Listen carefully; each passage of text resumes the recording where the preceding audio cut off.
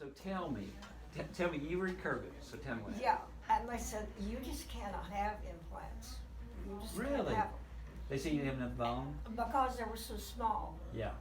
And I just gave up on it. And then one time I turned on the TV and I saw you on there and you were talking about that. And I was just delighted that I would be able to maybe have some Yeah. implants. And so so you that's came when in- I came to you. And you talked to us and we said, we can do this. And you did it. And we did. You did it great. And now you got a beautiful smile, don't you? Yeah. So people, Except in the bottom right. you haven't got the bottom fixed yet. Well, but everybody sees your smile as the upper teeth that matter. Yeah. Right. That's what matters. So tell me, so you went to a dentist in Kerrville and they didn't think you had enough bone to do Oh, anything? I was, yeah. They said you couldn't Yeah, do they anything. just said, no, it can't be done. Wow. I guess because, I don't know if they didn't know anything about the smaller implants or what, but Yeah. they just said, no, you just can't have them. Yeah. And then I came here and I saw that, and That was discouraging, wasn't it? yes, yes. So, And we didn't do any bone grafting or anything, did we? no. We just put implants in Right. the bone you had. Right. And that was what, 5 years ago?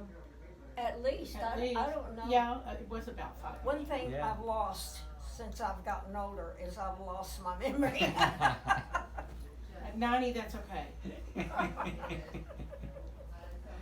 Well, but you got a gorgeous smile, so you can smile through it, can't you? You can smile through it. Right, right. So do you get compliments on your smile? Oh, yes. So what do people say? You just mind your own business? No. What do they say? Oh, they just, well, for one thing, they say I don't look my age. Maybe it's because my teeth look better. Well, how did it change your life when you went from not being able to have upper teeth to having the upper implants? How did that change your? I just didn't have to worry about it anymore. It was just fixed. Yeah.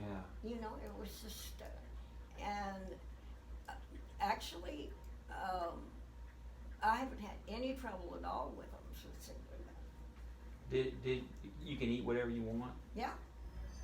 Did you have any pain when we did the procedure? Do you remember? No. No. That's what we hear all It the was time. very easily done. Yeah. It was real comfortable, huh? Mm-hmm. That's good. That's even better, huh? Yeah.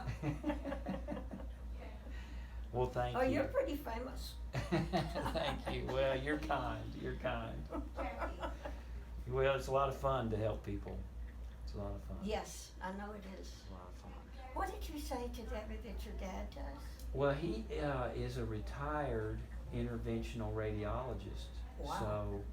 So those are the guys that do the heart stents and the catheters. He was a pioneer in that, so he helped develop all that, the technique. Really? And yeah. Really? Yeah, he was a research scientist for a long time, back in the 60s. He was a research scientist. He was an MD, he's an MD PhD, but he did a lot of scientific research alongside of practicing medicine. Wow. So, yeah, so. No wonder you have the background you have.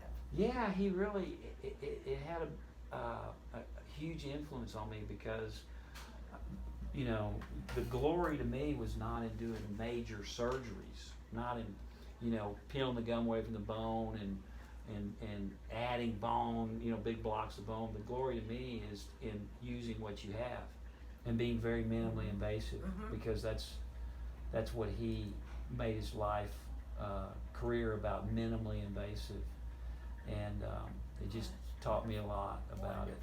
Yeah, so I've definitely adopted his philosophy That's great. and listened to his wise counsel. Well, You know. well, I think it worked perfectly. It does, doesn't it?